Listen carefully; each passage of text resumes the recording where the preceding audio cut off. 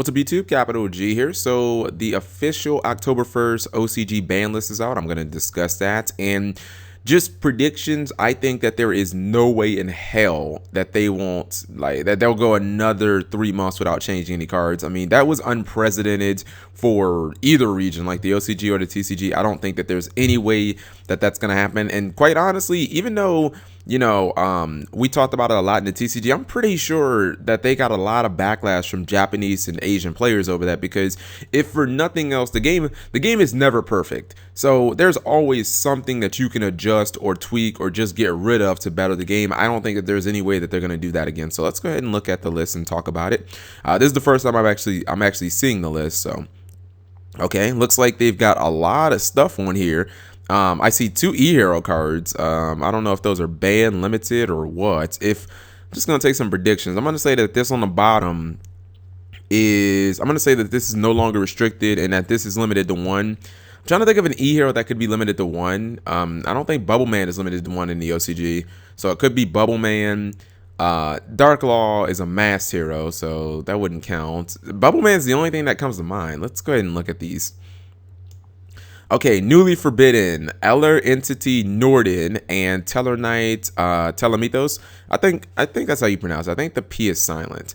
Okay, so these are really good bans. Norden is just a dumb card. Like, that is one of the dumbest fusions that they have released in a long time. That's saying something, considering for the last year they have really been pushing out fusions, even though this card came out over a year ago in Japan. In the last year in the TCG, I mean, we had Shadows, those are fusion based. The Fluffles are fusion based. There's a lot of fusion stuff, what's it called, Ritual Beast or Contact fusion based. Norden is just one that can be splashed into any deck at the cost of running an instant fusion, and I think they limited instant fusion too. Like, with Norden out of the game, you can basically just like bring instant fusion back to 3 because it's not really doing anything. Before that, instant fusion was only seen in like Karakuri Machine of Plants, and that was like way back when, or just like Karakuri variants, and it wasn't even that broken because you needed another card just to make a one synchro, usually like M8 or M7 or something like that, or not M7 or M8. The big Bushido guys. So anyways, Norden is definitely ban worthy. Ptolemaeus, you can make a legitimate argument that this is the card that ruined the OCG. Like, this card is so exploitable. All Konami had to do, the second that I saw, look, I'm not gonna lie, I did not see the potential that this card, I don't think anybody saw the potential of this card like defining entire metas. But as soon as I saw that it wasn't generic, I was like, that's probably a problem. Like, it shouldn't be generic. I thought, okay, you can go into Constellar, Pallades, and any rank 4 deck, and that's pretty cool. But when you combine that with Cyber Dragon Infinity, now you have a lock, or you have a play that defines an entire format, you know what I mean, or multiple formats, and it dictates the game, and people have to play Breakthrough Skill just to stop this one play. So this card is ban worthy. I kind of hope this happens in the TCG. Newly limited, they've got E-Hero Shadow Mist, Glow Up Bulb, Insight Magician. I think that's a pencil card. Deep Sea Diva, and Sharit, Strategist of the Necros. Let's start with the bottom. Oh my God, they're not done with Necros. They have rained that deck into the ground, and they're like, we're not done yet, because you got to remember, Unicorn and Cycle are both limited in Japan. I think they took this one from the TCG. They're just like, all right, let's throw some more salt in that wound, baby. Deep Sea Diva. I think this might have to do with the Atlantean like Mermail deck. I'm not 100% sure on that one. Insight Magician. Let me just Google that one right quick, because let me see if it's something that if I can spell Yu-Gi-Oh correctly.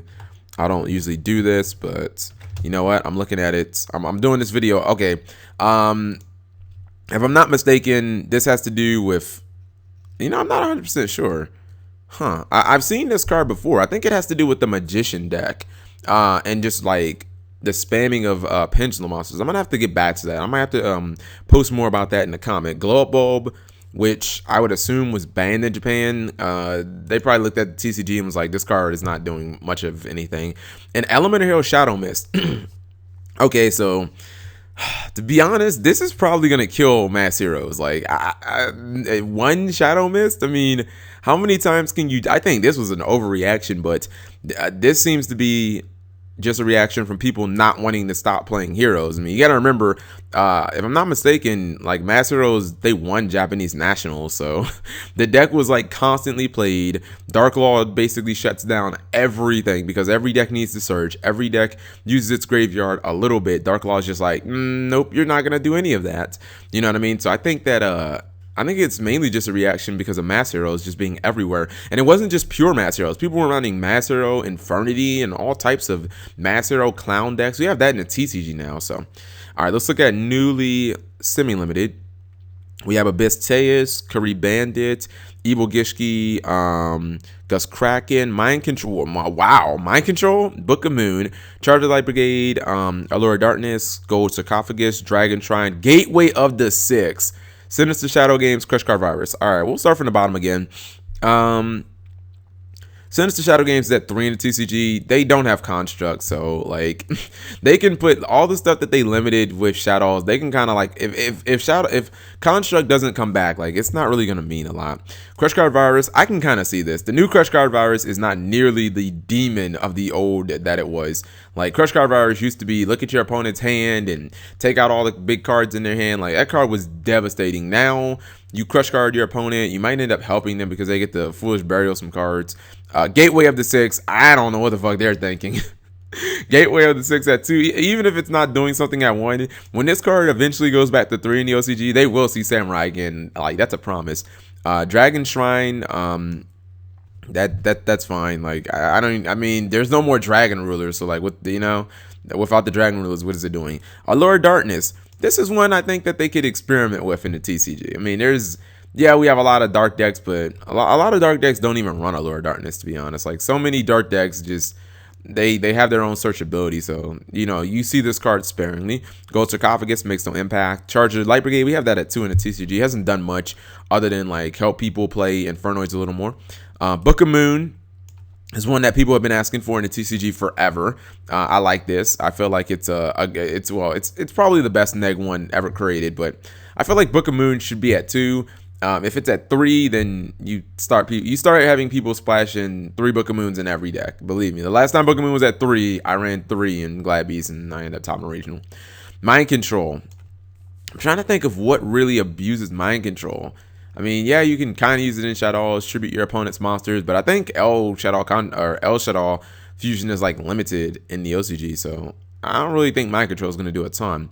And then Curry Bandits, it's interesting that Burning Abyss just came out there and they would put Curry Bandit back at 2 of now of all times, but I think I'm okay with that. And Mermail Ptolemaeus, Mermail kind of a weak deck, even though they have Neff Prince, which makes it kind of strong, but I don't see a reason that Teus should be limited.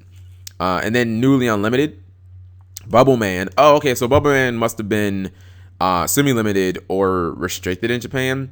Honest, Chaos Emperor Dragon, Envoy to the End, the new Dark Magician of Chaos, Blackwing Gale the Whirlwind, Manju, Formula Synchron, Wind Up Mighty, Instant Fusion, Magical Stone Excavation, the Transmigration Prophecy, finally, Bottomless Strapple. I think Bottomless Strapple is a mistake. Yeah, mainly because with Rafflesia like being a card, I mean you can really just copy Bottomless like over and over and over again, and she is generic, so to me, I don't know about that one. Transmigration Prophecy is one that has confused people forever. I'm glad that the OCG finally just like, this is the dumb limitation. Like, why is this card even limited? I know that there were supposed to be some loops with gadgets where you'd never run out of gadgets. Like, who cares about that? Like, all the loops and plays with this card are just bad. Magical Stone Excavation, pretty sure that's at 3 in the TCG. Instant Fusion, the whole reason the card was restricted was because of Nodin. Without him gone, there's no reason to keep that restricted. Zim Mighty. Konami of America, can you please look at this? They have freaking Z Mighty unlimited. We don't have him banned. Free my nigga Zim Mighty. I don't care about Lavavo Chain. I don't care about Shockmaster. Give me back my Mighty, man. If you had this deck with Mighty at 3, it could legitimately top some regionals. I believe that with 3 Mighties, and honestly, just because tour guy, going to like Mighty, going to like Rabbits, and there's some plays there, man. There's some plays. Formula Synchron, that's in the TCG. Manju. I mean, they hit Shurit, so, you know, like, hitting Shurit means that the deck got worse, obviously Necroz, and I don't really think that there's a reason to keep this limited if you're, like, hitting Necroz even more. Gale, they're in the TCG forever. The new Dark Magician of Chaos is not as good as it used to be. I think you get the spell, but you can't use it until, like, the end of the turn, or I think you don't add it until the end phase or something like that. You can't use the spell the same turn that you summon Demok. That's all I know. And with that being said, like, other than Prophecy and maybe Infernoids, I don't know what else you could run this in. And be honest, World of Prophecy is better in Prophecy, and I think Christie is probably better in Infernoids, because, like, they're both level 8, and if you're reasoning a Christia, like, I would rather just lock your opponent out of playing the game than get one spell back that I can't use. Chaos Emperor Dragon, I don't know, man. When this comes to the TCG, I expect it to have an impact. If for no other reason, it's just a generic 3000 Chaos beater. So, and then Honest, which goes hand in hand with this. I mean, I know Cosmo players will be happy whenever they get Cosmo. They don't have Cosmo. Cosmo players will be happy in like 2 years or in a year when they finally get this deck, because they have 3 Honest. So this is a very interesting list, and it looks like, to me, it looks like they got rid of the 2 biggest problems in the OCG. I mean, you could say maybe Cyber Dragon Infinity would be one of those problems, but, like, Ptolemaeus is really the reason why Cyber Dragon Infinity became such a game-ending, like, be-all card. So let me know what you guys think. This is definitely what I expected of the OCG, except, you know, certain things like Gateway, like, what is that? Chaos Emperor Dragon to 3, what is that? But it's crazy that they literally went from no changes to, like, complete overhaul. I think maybe they just wanted to get through Nationals format, and then they were like, okay, we're just going to completely reset the game, because that's what it really looks like they did. Anyways, thank you guys for watching as always.